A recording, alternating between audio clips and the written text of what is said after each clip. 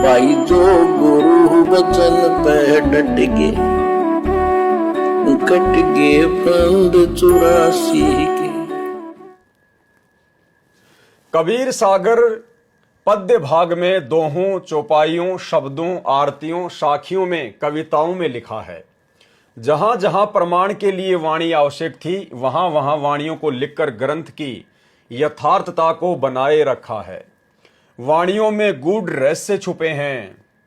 पद्य भाग यानी दोहों, चौपाइयों तथा शब्दों में लिखा होने के कारण मुझदास के अतिरिक्त कबीर सागर के गूढ़ ज्ञान को आज सन 2012 तक कोई नहीं बता पाया। कबीर सागर में लिखे हुए गूढ़ ज्ञान को, गूढ़ रहस्यों को आज तक ना कोई समझ पाया और ना यथार्थ में कोई बता पाया। क्यों नहीं बता पाया भाई और बहनों? क्योंकि जिस कबीर परमात्मा ने धर्मदास जी को निमित्त बनाकर 650 साल पहले कबीर सागर लिखवाया था, उस कबीर सागर के रहस्य को स्वयं कबीर परमात्मा ही खोल सकता है। स्वयं कबीर परमात्मा ही आकर पढ़ा सकता है, बता सकता है, समझा सकता है। जीव के बस की बात नहीं है।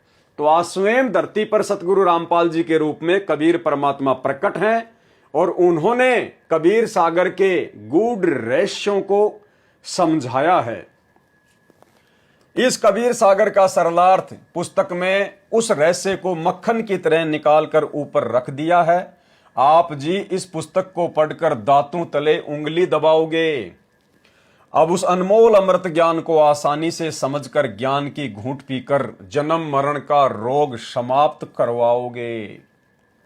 जिसका नाम सागर है उसकी था अर्थात अंत पाना कितना कठिन है।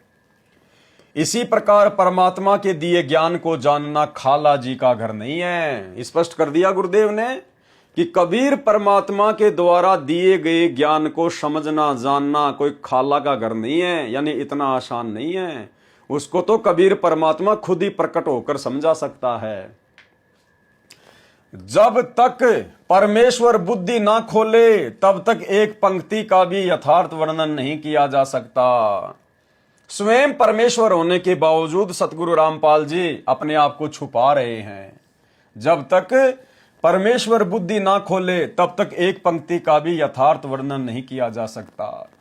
यह आप और हम भाई बहनों के लिए है कि जब तक सतगुरु रामपाल जी परमेश्वर हमारी बुद्धि ना खोले तब तक उनके द्वारा सरल बनाकर किए गए अनुवाद को भी समझ पाना बड़ा मुश्किल है, बड़ी टेढ़ी खीर है।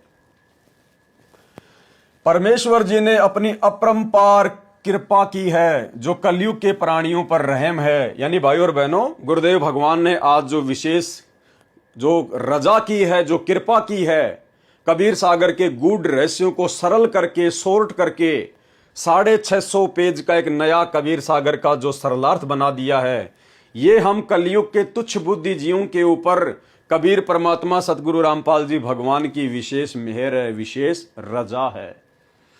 परमेश्वर जी ने अपनी अपरंपार कृपा की है जो कलयुग के प्राणियों पर रहम है। आप और हमारे ऊपर रहम किया गुरुदेव भगवान ने। परमेश्वर कबीर जी ने कहा है कि गुरु बिन काहू न पाया ज्ञाना, जो थोता बूझ छड़े मूड किसाना। गुरु बिन वेद पढ़े जो प्राणी, समझे न सार रहे अज्ञानी। अब भाई और बहनों, अगर इस वाणी के आधार से यदि हम विचार करें, चिंतन मनन करें, तो हमें पता चलेगा कि ये वाणी आप और हम जैसे तुच्छ बुद्धि जीवों के लिए है। ये वाणी सतगुरु रामपाल जी परमेश्वर जी के ऊपर लागू नहीं होती है। वाणी में क्या कहा गया है? गुरु बिन काहू न पाया ज्ञाना, यानी गुरु के बिना किसी ने भी ज्ञान प्राप्त नहीं किया, कोई भी सदग्रंथों को नहीं जान पाया। जो थोथा बुस छड़े मूड किसाना, अनाज निकालने के बाद में छिलकों को कूटने से अनाज नहीं निकलेगा। गुरु बिन वेद पढ़े जो प्राणी, और समझे न सार रहे अज्ञानी। यानी गुरु से सदग्रंथों को पढ़े बिना, गुरु से वेद, गीता, कुरान, पुराण, बाइबल को पढ़े बिना हम कभी भी उसका सार नहीं निकाल सकते। ये वाणी आप और हमारे लिए है, हमारे पूज्य गुरुदेव भगवान पर लागू नहीं होती है। क्योंकि पूज्य गुरुदेव भगवान सतगुरु रामपाल जी ने जिस नेक आत्मा को अपना मुंह बोला गुरु बनाया है वर्तमान में, 17 फरवरी 1988 को आदरणीय राम देवानंद जी को जो अपना मुंह बोला गुरु बनाकर एक लीला की है, एक भूमिका निभाई है भगत की। भाइयों और बहनों, आदरणीय राम देवानंद जी अक्षर ज्ञान रहित थे, वे अनपढ़ थे, एक भी दिन स्कूल नहीं गए, उनको अक्षर ज्ञान नहीं था। उन्होंने ना कभी वेद पढ़े, ना कभी गीता पढ़ी, ना कभी कुरान पढ़ी, ना कभी बाइबल पढ़ी। तो ऐसे अनपढ़ अक्षर ज्ञान रहित गुरु से सतगुरु रामपाल जी परमेश्वर जी ने कौन से दिन वेद पढ़े, कौन से दिन गीता पढ़ी, जो सतगुरु रामपाल जी परमेश्वर जी ने मात्र उनकी 6 साल तक संगति की और उसके बाद में इन्होंने पूरे विश्व के शास्त्र पढ़ा दिए। यानी सन 1988 में सतगुरु रामपाल जी ने आदरणीय राम देवानंद जी को अपना मुंह बोला गुरु बनाया, उनसे नाम दीक्षा ली लोक दिखावे में। और 1993 में सतगुरु रामपाल जी सत्संग करने लग गए थे। भाइयों और बहनों, आदरणीय राम देवानंद जी अनपढ़ थे।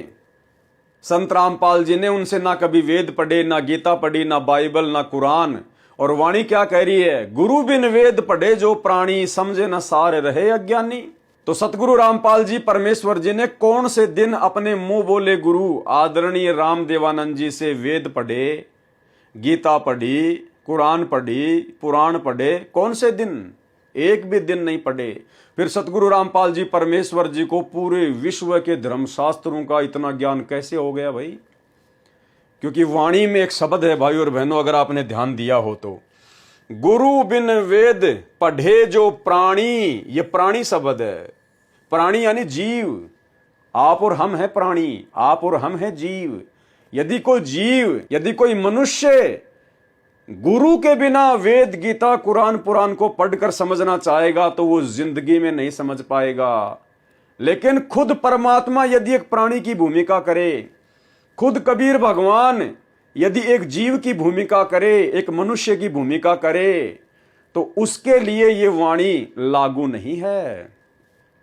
तो सतगुरु रामपाल जी परमेश्वर जी कोई प्राणी नहीं है, कोई आम व्यक्ति नहीं है, कोई मानुष नहीं है। इसलिए इनको गुरु बनाकर वेद, कुरान, पुराण, गीता आदि पढ़ने की आवश्यकता नहीं थी और ना है। इन्होंने अपना मुंह बोला गुरु मात्र आदरणीय राम देवानंद जी को इसलिए धारण किया। यदि आज सतगुरु रामपाल जी अपना गुरु नहीं बनाते तो लोग कहते कि सतगुरु रामपाल जी ने कौन सा गुरु बनाया है जो गुरु बनाने की आवश्यकता है। सतगुरु रामपाल जी ने किसको अपना गुरु बनाया है जो हमें भी गुरु बनाने की आवश्यकता पड़ेगी? संत रामपाल जी को।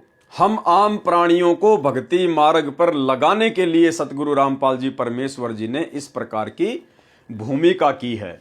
अन्यथा अनपढ़ गुरु का शिष्य आज पूरी दुनिया को धर्मशास्त्र सिखा रहा है।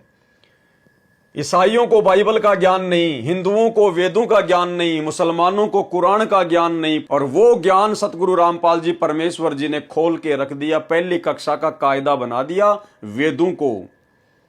तो भाई जिसका गुरु अनपढ़ है, क्या उसका शिष्य मात्र 6 साल में इतना बुद्धिमान हो सकता है क्या?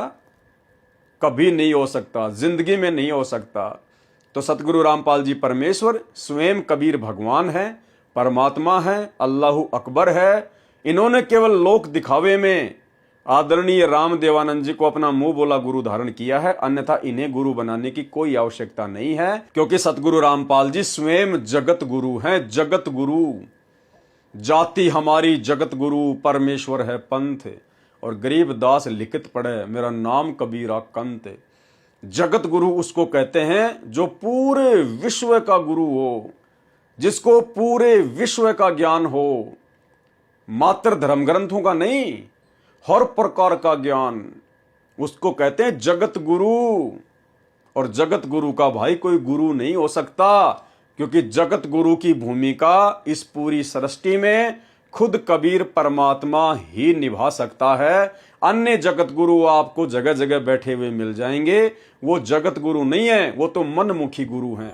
जो गुरु बचन पे डट के कट गए फंद 84 के, कट गए फंद 84 के, कट गए फंद 84 के।